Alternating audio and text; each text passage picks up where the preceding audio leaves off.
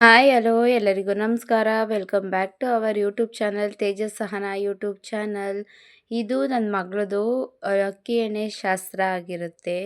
ಇವತ್ತು ಅಕ್ಕಿ ಎಣ್ಣೆ ತರ್ತೀನಿ ಅಂತ ಅಂದರು ಅಂತ ನಮ್ಮ ಮನೆಯವರು, ನನ್ನ ಗಂಡನ ಮನೆಯವರು ಇವತ್ತು ಅಕ್ಕಿ ಎಣ್ಣೆ ತಗೊಬರ್ತಾರೆ ನಮ್ಮ ಮನೆಗೆ ಅಂತ ಅಂದ್ಬಿಟ್ಟು ಎಲ್ಲ ಕ್ಲೀನ್ ಮಾಡ್ಕೋತಿದ್ದು. ಇದು ಈ ಅಕ್ಕಿ ಎಣ್ಣೆ ಥರ ಹಿಂದಿನ ದಿನದ್ದು ಕ್ಲಿಪ್ಪಿಂಗ್ಸು, ಅದನ್ನು ಆ್ಯಡ್ ಮಾಡಿದ್ದೀನಿ. ಎಲ್ಲ ರೂಮೆಲ್ಲ ಮೆಸ್ಸಿ ಆಗಿಬಿಟ್ಟಿತ್ತಲ್ಲ, ಅದನ್ನೆಲ್ಲ ತೆಗ್ದು ಬೆಡ್ ಕವರೆಲ್ಲ ಚೇಂಜ್ ಮಾಡ್ತಾ ಇದ್ದೆ. ಸಖತ್ತು ಧೂಳು ಆಗ್ತಾನೆ ಇರುತ್ತೆ, ನಾನು ಚೇಂಜಸ್ ಮಾಡ್ತಾನೆ ಇರ್ತೀನಿ. ಅವತ್ತು ಎಲ್ಲ ಚೇಂಜ್ ಮಾಡಿಕೊಂಡೆ.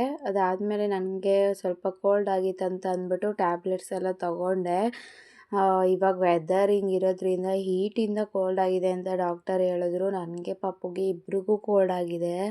ಅದಕ್ಕೋಸ್ಕರ ಅಂದ್ಬಿಟ್ಟು ನಾನು ಟ್ಯಾಬ್ಲೆಟ್ ತೊಗೋತಿದ್ದೆ, ಅವಳಿಗೆ ಸಿರಪ್ ಹಾಕಿದೆ. ಅದಾದಮೇಲೆ ನಮ್ಮ ಪಾಪು ಬರ್ಡೇನ ನಾವು ಇಲ್ಲೆಲ್ಲೂ ಎಲ್ಲೂ ಜೋಡಿಸಲ್ಲ, ನನಗೆ ಬೇಗ ಸಿಗಬೇಕಲ್ವ, ಅದಕ್ಕೆ ಒಂದು ಬಾಕ್ಸ್ ಥರ ಮಡಿಕೊಂಡಿದ್ದೀನಿ. ಅದೇ ಬಾಕ್ಸಲ್ಲೇ ಎಲ್ಲನೂ ಜೋಡಿಸ್ಕೊತೀನಿ.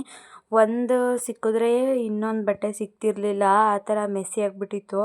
ಎಲ್ಲನೂ ತೆಗ್ದು ಜೋಡಿಸ್ಕೊಳ್ಳೋಣ ಅಂತ ಅಂದ್ಬಿಟ್ಟು ತೆಗ್ದು ಇಟ್ಕೊಂಡು ಜೋಡಿಸ್ಕೊತಿದ್ದೆ.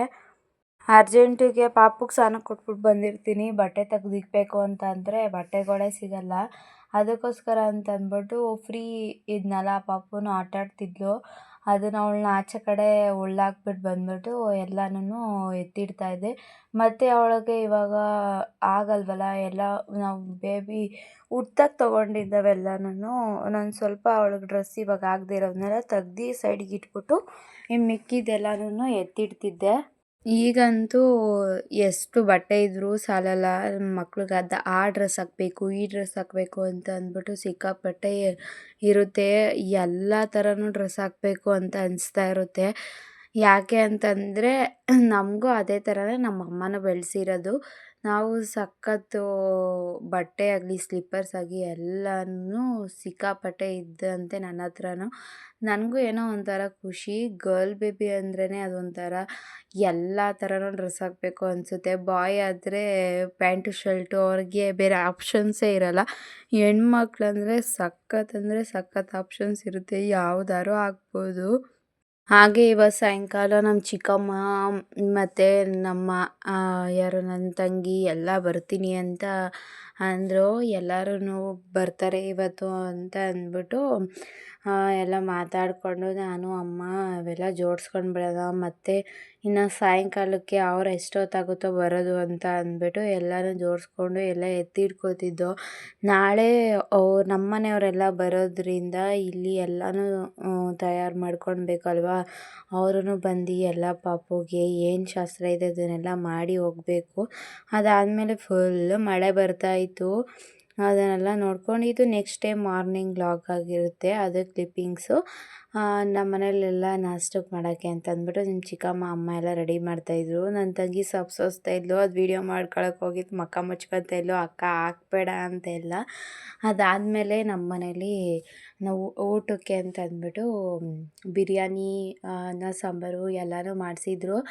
ಅದನ್ನು ನನ್ನ ತಂಗಿ ಹೋಗಿ ಕ್ಲಿಪ್ಪಿಂಗ್ಸ್ ತಗೊಂಡು ಬಂದಿದ್ದಾಳೆ ನೋಡಿ, ನಮ್ಮ ಚಿಕ್ಕಮ್ಮ ಮಾಡ್ತಿರೋದನ್ನ.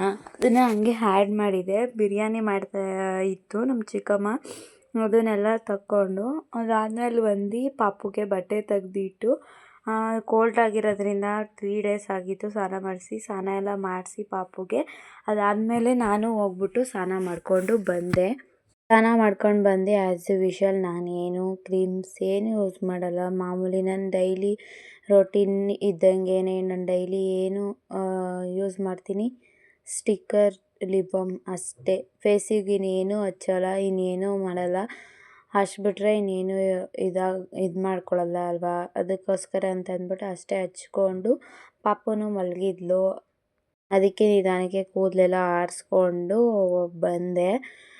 ಮಾತಾಡಿಕೊಂಡು ಆಮೇಲೆ ನಮ್ಮ ಚಿಕ್ಕಮ್ಮನ ಮಗಳೆಲ್ಲ ಬಂದಿದ್ಲಲ್ವ ನನ್ನ ತಂಗಿ, ಅವಳ ಜೊತೆನೂ ಮಾತಾಡಿಕೊಂಡು ಕುಂತಿದ್ವಿ.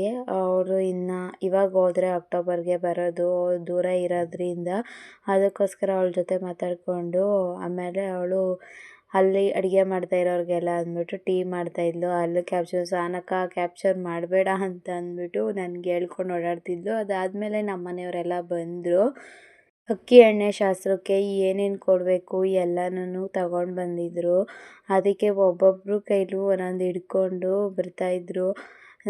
ಏನು ನಮ್ಮ ಗಂಡನ ಮನೆಯಿಂದ ಅಮ್ಮನ ಮನೆಗೆ ಏನೇನು ತರಬೇಕು ಅಂತ ಅಂದ್ಬಿಟ್ಟು ತಗೊಂಡು ಬಂದಿದ್ದರು. ಇದು ಏನಕ್ಕೆ ಮಾಡೋದು ಅಂತ ಅಂದ್ಬಿಟ್ಟು ಕೇಳಿದೆ ನಾನು ನಮ್ಮ ಮನೇಲಿ.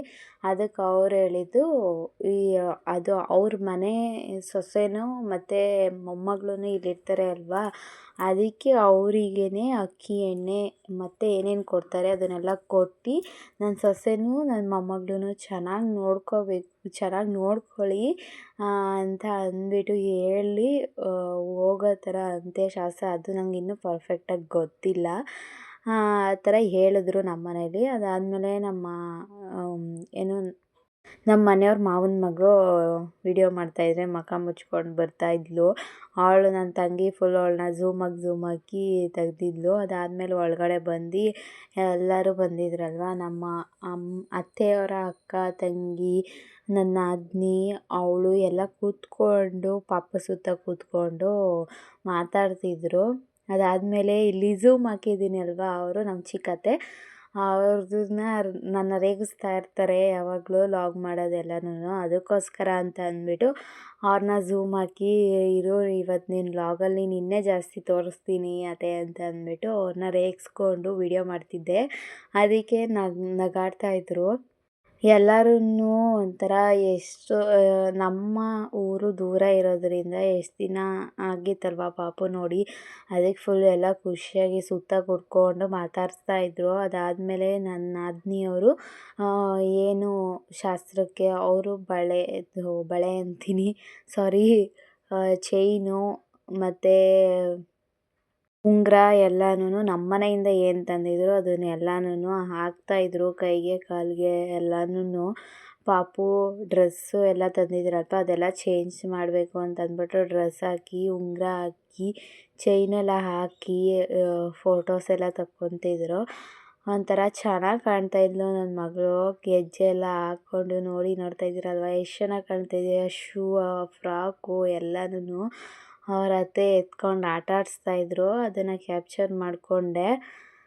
ಅದಾದಮೇಲೆ ನನ್ನ ತಂಗಿ ಜೊತೆ ಮಾತಾಡಿದೆ. ಆಮೇಲೆ ಆಮೇಲೆ ಆಮೇಲೆ ಆಮೇಲೆ